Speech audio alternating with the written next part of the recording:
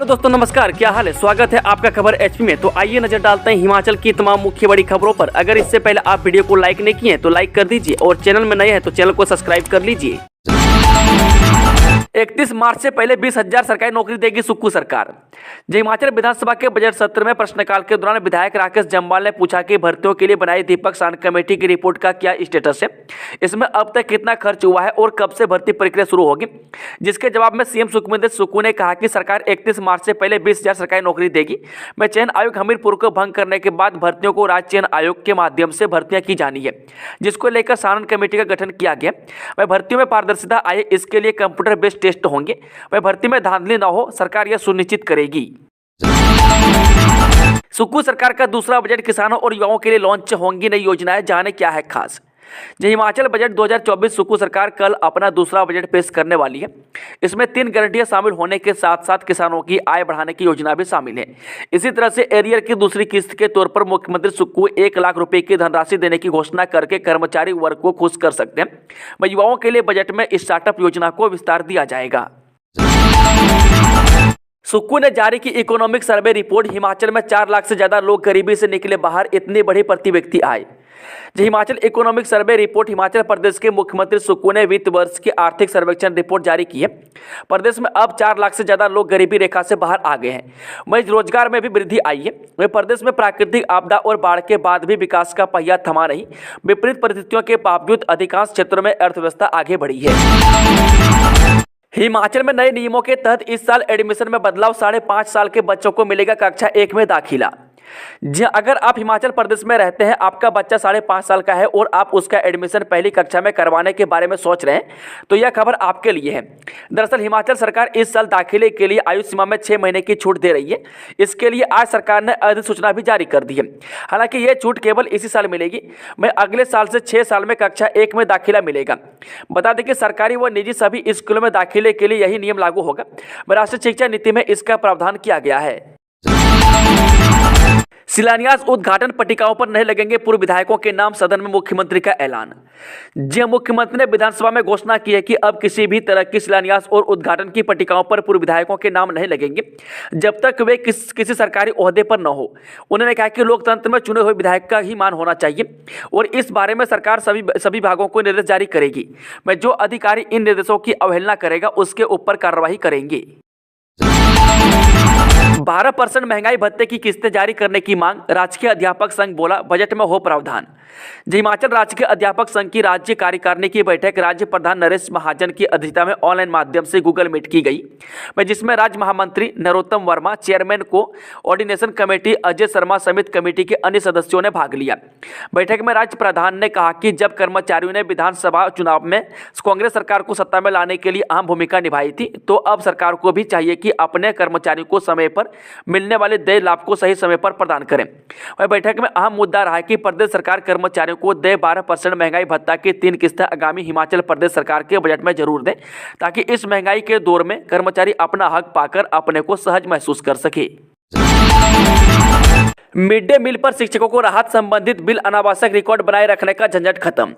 जब प्रदेश सरकार ने शिक्षा में गुणात्मकता लाने को लेकर अब प्रदेश सरकार ने मिड डे मील से संबंधित बिलों व अन्य अनावश्यक रिकॉर्ड बनाए रखने का झंझट खत्म कर दिया है। इसके अलावा रिसोर्स शेयरिंग कमेटी का गठन कर विद्यार्थियों को बेहतर सुविधा प्रदान करने को लेकर निर्देश जारी किए हैं।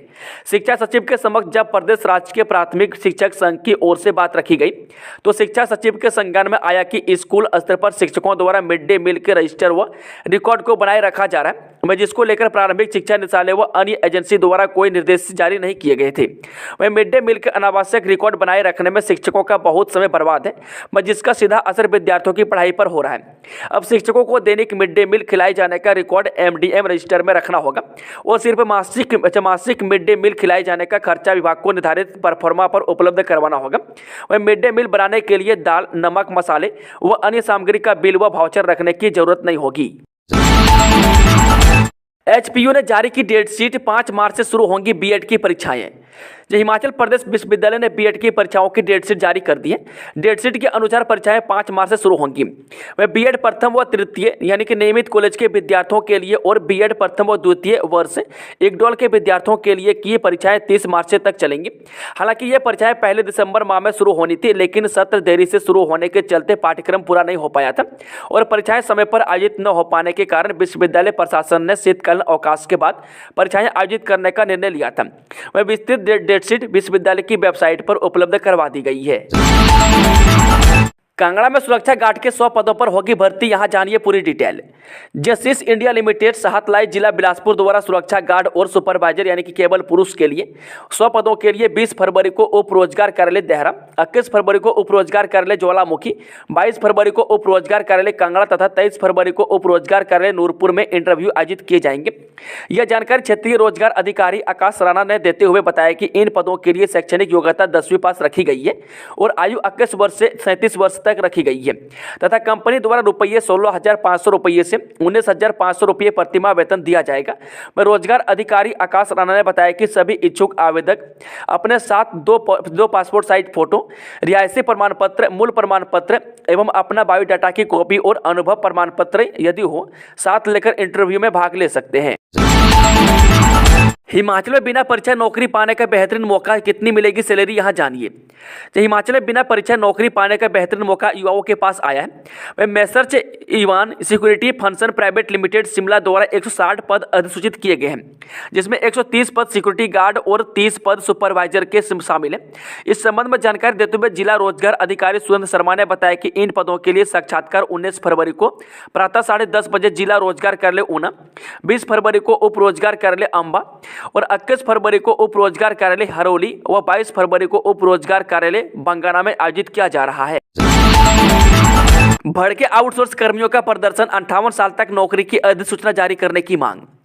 जय प्रदेश में विभिन्न भागों में कार्यरत आउटसोर्स कर्मियों ने आज विधानसभा के बजट सत्र के तीसरे दिन चौड़ा मैदान में सरकार के खिलाफ धरना प्रदर्शन किया। आउटसोर्स कर्मी सरकार से उनके लिए नीति बनाने की मांग कर रहे हैं। उनका कहना है कि अगर सरकार ऐसा नहीं करती है तो 58 वर्ष की आयु तक नौकरी की अधिसूचना जारी करें। बता दें कि आउटसोर्स कर्मियों का कहना है कि हर वर्ष उनकी नौकरी पर खतरे की तलवार लटकती रहती है। उन्होंने कहा कि सरकार उनके लिए कोई अस्थायी नीति बनाए। आउटसोर्स के तहत पिछले 20 वर्षों से लोग सेवाएं दे रहे हैं, लेकिन आज तक उन्हें नियमित नहीं किया गया है। वह ठेका प्रथा पर सरकार को लगाम लगानी होगी। वह ठेकेदार तो मुनाफा कमा रहा है, लेकिन उनको दी जाने वाली सैलरी नाकाफी है। मैं आउटसोर्स कर्मियों ने कहा कि उन्हें सुकू सरकार से काफी उम्मीदें हैं। वह सरकार ने कर्मचारियों को ओपीएस दिया है तो उनके लिए नीति बनाकर वेतन वृद्धि की जाएगी। वह सरकार ऐसा नहीं करती है तो अधिसूचना निकालें जिसमें 58 साल तक की नौकरी की सुरक्षा दी जाए। जेओआईटी अभ्यर्थियों से मिलने पहुंचे जयराम, बोले सुख सरकार को काम रोकने का शौक। जय प्रदेश विधानसभा में बजट सत्र के तीसरे दिन शुक्रवार को नेता प्रतिपक्ष जयराम ठाकुर चौड़ा मैदान में क्रमिक हड़ताल पर बैठे जेओआईटी अभ्यर्थियों से मिलने पहुंचे। इस दौरान नेता प्रतिपक्ष ने सुकू सरकार पर निशाना साधते हुए कहा कि वर्तमान सरकार को सिर्फ काम रोकने का शौक है। यही वजह है कि अभी तक 1 लाख नौकरियों का वादा करके कोई नया रोजगार सरकार ने नहीं दिया है। मैं नेता विपक्ष ने अभ्यर्थियों से उनकी समस्याओं को सुना और सदन में उठाने का आश्वासन दिया। मैं इस दौरान जयराम ठाकुर के साथ विपक्ष के विधायक और निर्दलीय विधायक होशियार सिंह भी मौजूद रहे थे। अलीखड़ पेयजल योजना विवाद पर विपक्ष का हंगामा, वॉकआउट। हिमाचल प्रदेश विधानसभा के बजट सत्र के तीसरे दिन विपक्ष ने आज फिर बिलासपुर और अर्की के बीच चल रहे अलीखड़ पेयजल योजना विवाद मामले में सदन से वॉकआउट किया। वह प्रश्नकाल के बाद नियम 67 के तहत अलीखड़ पेयजल योजना पर उपजे विवाद को लेकर बीजेपी विधायक रणधीर शर्मा की तरफ से ध्यान आकर्षण प्रस्ताव लाया गया। वह जल शक्ति मंत्री मुकेश अग्निहोत्री की गैर मौजूदगी में हर्षवर्धन चौहान ने जवाब दिया। मंत्री के जवाब से असंतुष्ट नेता प्रतिपक्ष ने इस मसले पर बोलने की इजाजत मांगी। वह स्पीकर ने इसकी अनुमति नहीं दी तो बीजेपी के विधायक सदन से नारेबाजी करते हुए बाहर चले गए। वह रणधीर शर्मा ने कहा कि सरकार को अगर अर्की क्षेत्र के लोगों के लिए पानी मुहैया करवाना है तो कोलडैम से उठाए और अलीखड़ स्कीम को बंद करें और एफआईआर भी रद्द करें, वरना आंदोलन तेज होगा। मैं जवाब में हर्षवर्धन चौहान ने कहा कि इस पेयजल योजना से बिलासपुर के लिए चल रही योजनाओं पर कोई असर नहीं पड़ेगा। कांग्रेस टिकट के लिए 35 ने ठोकी ताल, कांगड़ा से डॉक्टर राजेश शर्मा भी रेस में। हिमाचल प्रदेश की 4 लोकसभा सीटों के लिए प्रदेश कांग्रेस कमेटी के पास कुल 35 आवेदन आए हैं। इसमें कांगड़ा से 12, मंडी से 2, हमीरपुर से 5 व शिमला संसदीय क्षेत्र से 16 प्रत्याशियों ने पार्टी टिकट के लिए आवेदन किया है। कंगड़ा से आवेदन करने वाले लोगों में प्रदेश कांग्रेस कमेटी के कोषाध्यक्ष डॉक्टर राजेश शर्मा, गांव कंडवाल नूरपुर के नानक चंद कश्यप, जयसिंहपुर गांव गाहली के संजय राणा, पटियार नगरोटा बागवा के सतीश कुमार, गांव हटली सिहुंता के डॉक्टर सुशील कुमार शर्मा, बातू समूला पालमपुर के मेजर जनरल धर्मवीर सिंह राणा, जसूर नूरपुर के गांव बोध के सूरदर्शन शर्मा, धर्मशाला दाड़ी के आसमनी कुमार चौधरी, कंगड़ा घुरघट्टी के विनय शर्मा, सिविल लाइन धर्मशाला के विक्रम चौधरी, बैजनाथ से पूर्व पुलिस अधीक्षक कुलदीप राणावा, घुग्गर पालमपुर से के कटोच शामिल है।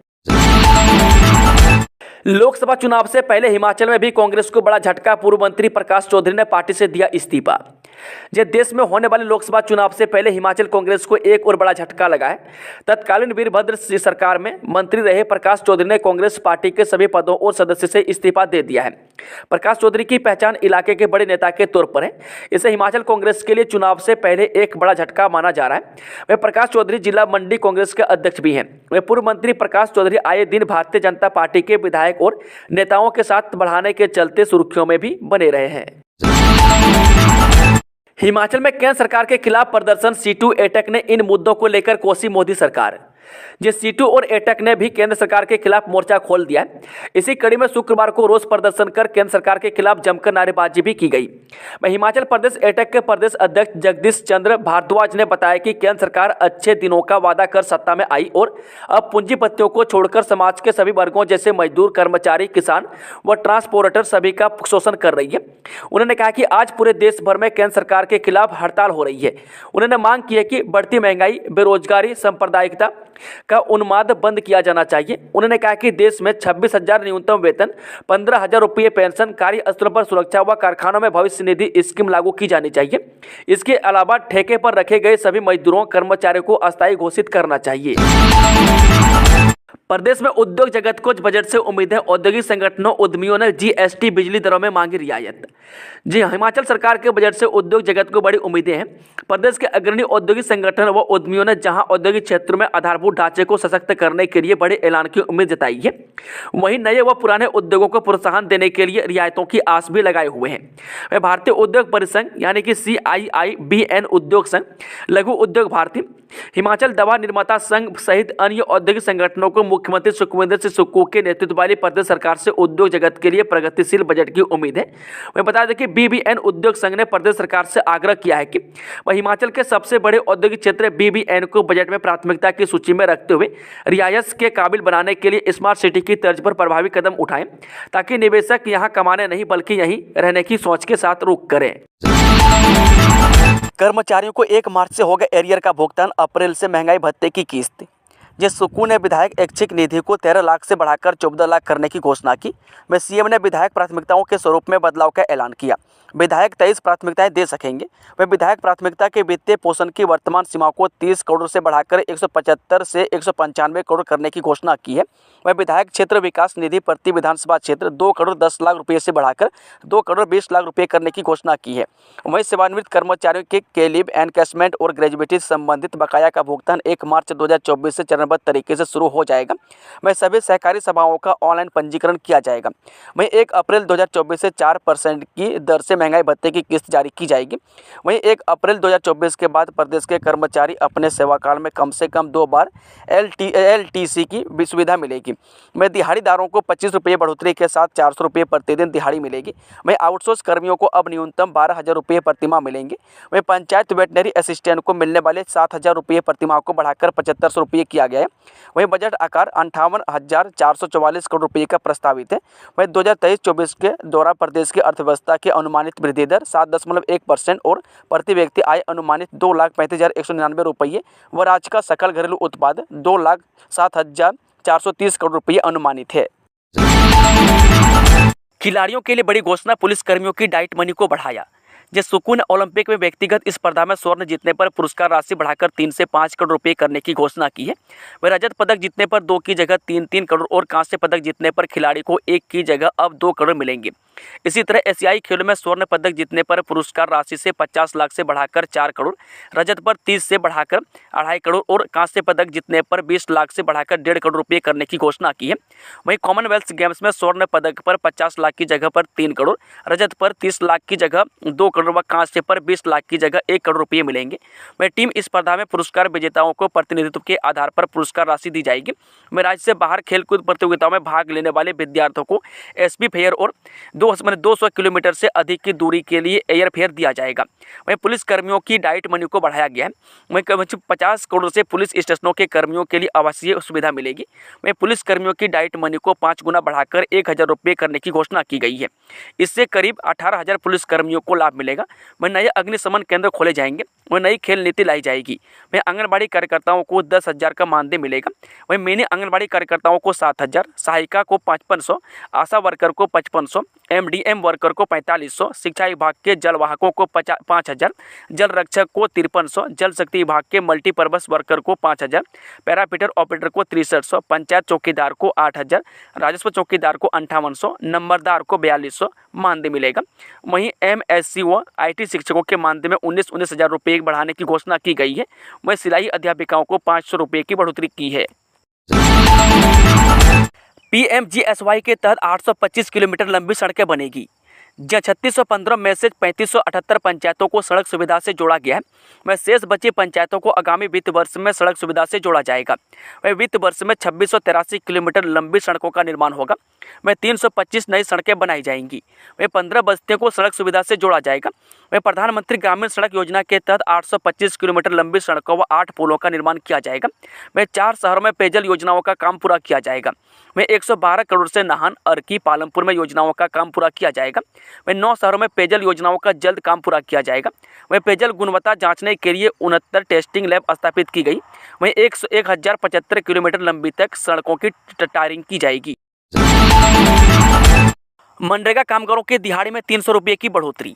जब मुख्यमंत्री ने मनरेगा कामगारों के दिहाड़ी में 240 से बढ़ाकर 300 रुपये करने की घोषणा की है, वह 60 रुपये बढ़ाई गई है। यह एक ऐतिहासिक बढ़ोतरी है। वह वित्त वर्ष 2024 में 5,000 गांवों को खुले में शौच मुक्त घोषित किया जाएगा।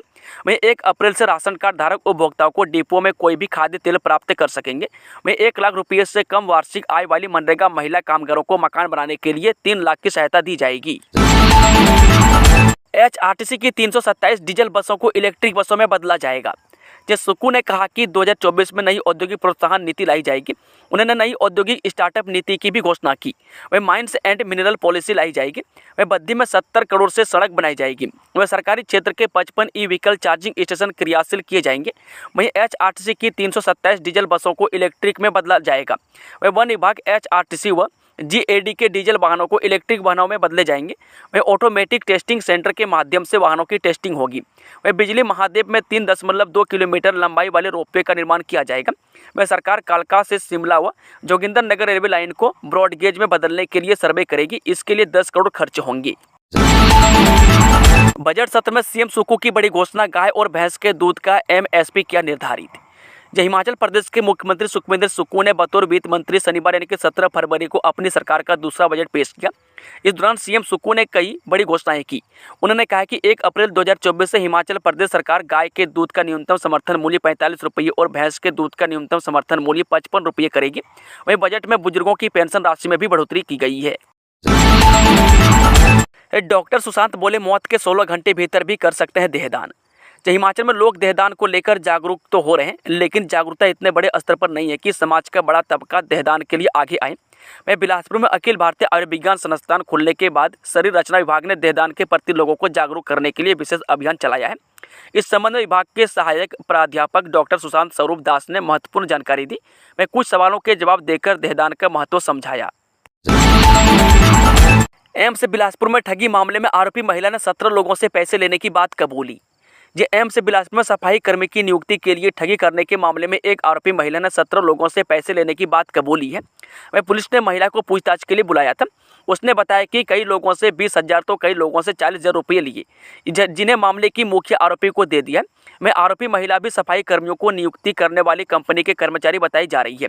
उधर पुलिस का एक दल मुख्य आरोपी की धरपकड़ के लिए गुजरात गया है। वह उसकी गिरफ्तारी के बाद मामले में कई गिरफ्तारियां होने की संभावना है।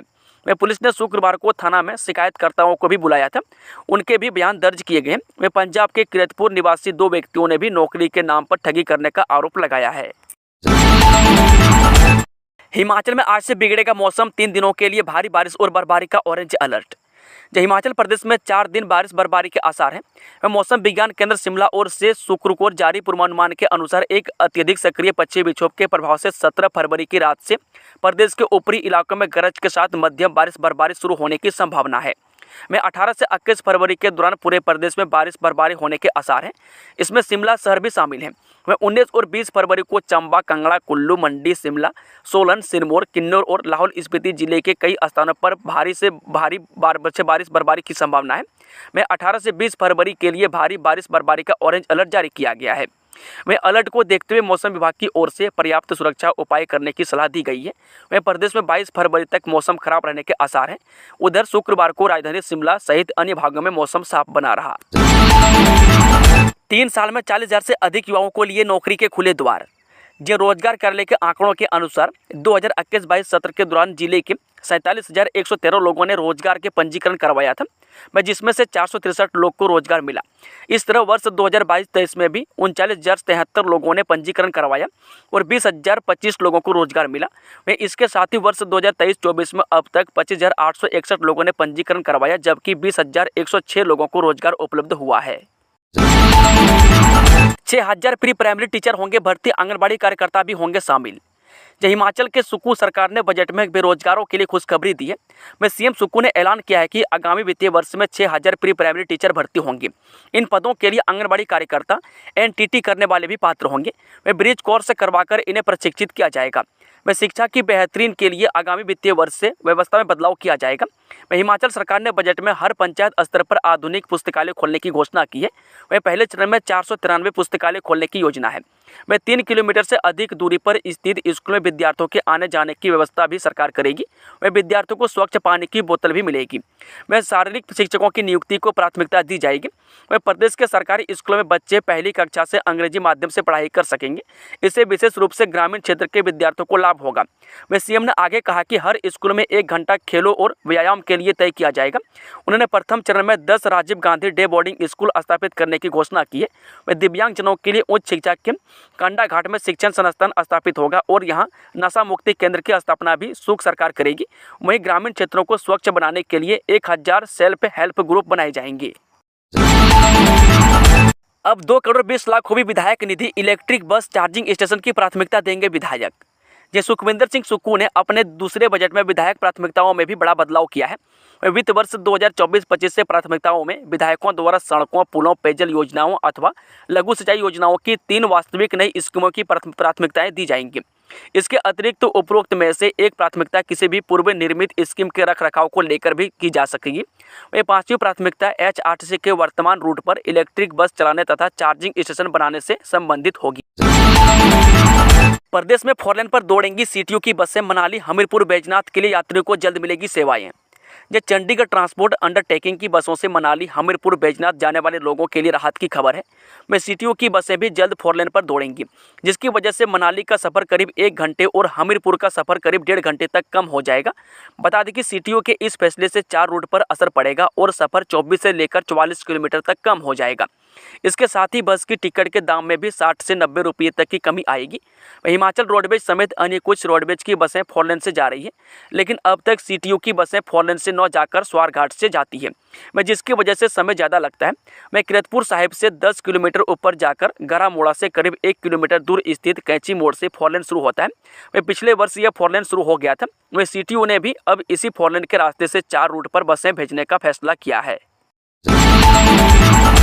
आंदोलन में एक किसान की मौत, एसआई की भी गई जान। अब कल चौथे दौर की बातचीत पर टिकी निगाहें। जो पंजाब के किसानों के दिल्ली कूच के चौथे दिन शुक्रवार को शंभू बॉर्डर पर फिर हंगामा हुआ। में किसानों ने बैरिकेडिंग की तरफ बढ़ने की कोशिश की। में तो हरियाणा पुलिस ने उन पर आंसू गैस के गोले बरसा दिए। वे शरीर पर गोले फटने की वजह से कई किसानों को चोटें आई हैं। वह उधर अम्बाला में तैनात जीआरपी के एसआई हीरालाल की मौत हो गई। वह इसकी वजह आंसू गैस के गोले से दम घुटना बताई जा रही है। वह शुक्रवार सुबह शंभू बॉर्डर पर धरने में आए गुरुदासपुर के किसान ज्ञान सिंह की मौत हो गई है। वह इस बार के किसान आंदोलन में किसान की मौत का यह पहला मामला है। में किसान नेता सरबन पंदिर ने कहा कि वास्तविक कारण पोस्टमार्टम की रिपोर्ट आने के बाद पता चलेगा। गोवा में चमकी हिमाचल की बेटियां, राष्ट्रीय मास्टर्स हॉकी प्रतियोगिता में जीता रजत पदक। जब गोवा में 8 फरवरी से 13 फरवरी तक आयोजित राष्ट्रीय मास्टर्स हॉकी प्रतियोगिता में हिमाचल की बेटियों ने रजत पदक अपने नाम किया है। इस प्रतियोगिता का फाइनल मुकाबला हिमाचल बनाम महाराष्ट्र के साथ हुआ था, जिसमें हिमाचल की टीम ने रजत पदक जीतकर द्वितीय स्थान पर कब्जा किया। इस प्रतियोगिता में खेली जिला कांगड़ा के आलमपुर की निवासी सगुन डोगरा ने बताया कि हमारी टीम का सेमीफाइनल मैच केरल के साथ हुआ था, जिसमें हमने 3-0 के साथ विजय हासिल की थी। राशन कार्ड के अंतर्गत नेशनल पोर्टेबिलिटी को किया जाएगा मजबूत। 1 अप्रैल 2024 से सभी उपभोक्ता अपने आवश्यकता के अनुसार राशन डिपो से तेल प्राप्त कर सकेंगे। इससे राज्य की महिलाओं को लगभग 100 करोड़ रुपये का लाभ मिलेगा। वह पब्लिक डिस्ट्रीब्यूशन सिस्टम को अपडेट किया जाएगा तथा one mission one ration card के अंतर्गत नेशनल पोर्टेबिलिटी को और सुदृढ़ किया जाएगा। तकनीकी शिक्षा बोर्ड में यूएमसी केसों की सुनवाई। अभ्यर्थी बोले, सर गलती हो गई, दोबारा नकल नहीं करेंगे। मैं सर पता नहीं मेरे पास यह पर्ची कहां से आ गई, मैं इसके बारे में कुछ भी नहीं जानता था। यह जवाब तकनीकी शिक्षा बोर्ड धर्मशाला में यूएमसी केसों के निपटारे के लिए रखी गई सुनवाई के दौरान नकल करते पकड़े अभ्यर्थियों ने कही। कई अभ्यर्थियों ने कहा कि उनसे गलती हो गई और वे आगे से दोबारा नकल नहीं करेंगे। हिमाचल प्रदेश तकनीकी शिक्षा बोर्ड ने दिसंबर-जनवरी में इंजीनियरिंग, डिप्लोमा और डी फार्मेसी की परीक्षाओं का आयोजन प्रदेश में 30 परीक्षाओं केंद्रों में किया था। इस दौरान बोर्ड ने फ्लाइंग स्क्वाड और सीसीटीवी कैमरे के माध्यम से नकल चलियों पर नजर रखी थी। वे नकल करते पकड़े 73 परीक्षार्थियों के यूएमसी केस बनाए थे। इनमें से 15 यूएमसी केस सीसीटीवी कैमरों के माध्यम से रखी जा रही है निगरानी के तहत बनाए गए थे। मांगों के लिए आंगनबाड़ी आशा और मिड डे मील वर्करों का हल्ला बोल। जिस शहर के एमसी पार्क में centre of Indian trade union यानी कि सीटू ऊना के बैनर तले जिले भर के करीब 800 आंगनबाड़ी आशा वर्कर और मिड डे मील वर्करों ने अपनी मांगों को लेकर हड़ताल कर आवाज बुलंद की। इस दौरान आंगनबाड़ी आशा वर्कर, मिड डे मील वर्करों ने पक्की नौकरी और पेंशन, मजदूरों के लिए न्यूनतम वेतन की मांग करते हुए जमकर नारेबाजी की। इस हड़ताल और रोष रैली का नेतृत्व कर रहे सीटू जिला सचिव गुरनाम सिंह ने कहा कि केंद्र सरकार के खिलाफ पूरे देश में रोष प्रदर्शन का दौर चल रहा है। मैं किसान और मजदूर सड़कों पर है। मैं केंद्र की मोदी सरकार अच्छे दिन तो नहीं लाई, मैं उल्टा महंगाई कई गुना बढ़ा दी है। मैं केंद्र सरकार ने फिक्स्ड टर्म रोजगार की अधिसूचना पहले ही जारी कर दी है, इससे मजदूर नियमित रोजगार से वंचित हो जाएंगे। उन्होंने कहा कि हमारी मांग है कि खाद्य वस्तुओं, दालों, रसोई गैस, पेट्रोल और डीजल आदि की कीमतें कम की जाए। वह मनरेगा में 33% कटौती वापस ली जाए, इसमें 120 दिन के रोजगार की गारंटी दी जाए। मैं सरकारी की ओर से घोषित मनरेगा की न्यूनतम दिहाड़ी 375 रुपये को लागू किया जाए और मनरेगा में निर्माण मजदूर का श्रमिक कल्याण बोर्ड में पंजीकरण और उसका नवीनीकरण बहाल किया जाए। लोकसभा चुनाव में कर्नल पटियाल के आवेदन से पक्ष विपक्ष में चर्चाएं तेज। हमीरपुर संसदीय क्षेत्र से हिमाचल कांग्रेस के सचिव कर्नल धर्मेंद्र सिंह पटियाल ने भी लोकसभा चुनाव लड़ने के लिए आवेदन किया है। उनके आवेदन करने से हमीरपुर लोकसभा क्षेत्र के कांग्रेस नेताओं के साथ ही विपक्ष में भी चर्चाएं शुरू हो गई है। इसके साथ ही इसे भाजपा के लिए कड़ी टक्कर मारा जा रहा। आम भारतीय से ज्यादा कमा रहा हिमाचली राज्य में प्रति व्यक्ति आय बढ़कर 2,35,000 रुपये हुई। अपने दूसरे बजट से एक दिन पहले मुख्यमंत्री सुखविंदर सुक्खू ने शुक्रवार को विधानसभा में आर्थिक सर्वेक्षण रखा। इसमें राज्य की विकास दर 7.1% आंकी गई है, जो सुधार के संकेत दे रही है। वह प्रति व्यक्ति आय भी बढ़कर 2,35,199 रुपये हो गई है, जो राष्ट्रीय प्रति व्यक्ति आय से 49,345 रुपये अधिक है। हालांकि अपना राजस्व गिरने और केंद्र से मिलने वाला अनुदान कम होने के कारण वित्तीय चुनौतियां बढ़ रही है। वह सदन में रखी गई आर्थिक सर्वेक्षण की रिपोर्ट के मुताबिक राज्य की विकास दर 6.9% से वर्ष 2023-24 में 7.1% रहेगी। वह कोरोना के बाद राज्य में पर्यटकों के आने का आंकड़ा लगातार बढ़ रहा है और 2023 में 1,60,000 पर्यटक हिमाचल आए हैं। वह वर्तमान कीमतों पर राज्य का सकल घरेलू उत्पाद 2,07,430 करोड़ अनुमानित है। दोस्तों, खबरों का सिलसिला समाप्त होता है। अगर जानकारी पसंद आई हो तो वीडियो को लाइक, शेयर, चैनल को सब्सक्राइब जरूर कर लें।